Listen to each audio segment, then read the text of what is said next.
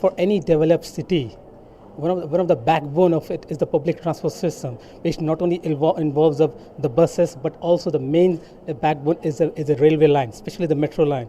If you see in all the developed cities, metro line is one of the basic needs of the city. Why? Because it helps in decongesting the city.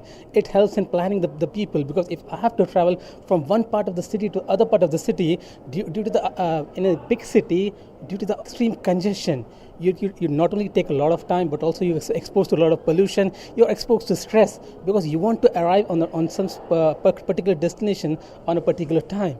But due to this congestion, you don't get that opportunity. You have to depart from the home early, maybe an hour early. But with the help of this metro rail, now you can organize. You can be on time. You can leave the home pretty late, and also be much more focused, because you can in this way I can park my car or my bike at some another a pretty close location where there's less traffic, and then take the metro and drop to any part of the location. Because since this metro, the three phases that is going to connect the whole city. And also what I've heard about is the next project of it is also to connect to the airport, which also helps people like us, especially who are actually on the go, on the traveling. So what if I have to travel at maybe to the airport, next time I just go to closer by metro station, and then just drop to the airport. So it's something very helpful. It helps in me planning my meetings in appropriate time. And even I want to thank this once again for the Larsen L&T,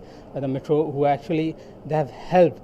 They're actually trying to bring people from diverse fields, not only the students, the housewives, the entrepreneurs, the retired person, and then bringing them together and also exposing them to about this the metro rail system and how it works, and also getting an opportunity for us to be part of this initiative, so that when tomorrow when this metro rail starts, I know like, okay, I have been part of this. It's like it's my metro city. It's my city. It's my metro rail. The special qualities, if you're talking about the brand ambassador, it depends on how he's able to carry forward what exactly the main theme is about the company, or something about if it's about the metro rail, how he tries to spread the correct motto of the metro rail, how he tries to inculcate all the different parts of society to get together.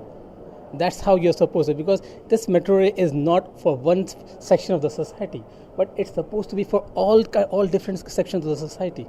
So that's what a person who is supposed to be ambassador, he's supposed to represent every part of the life. Thank you.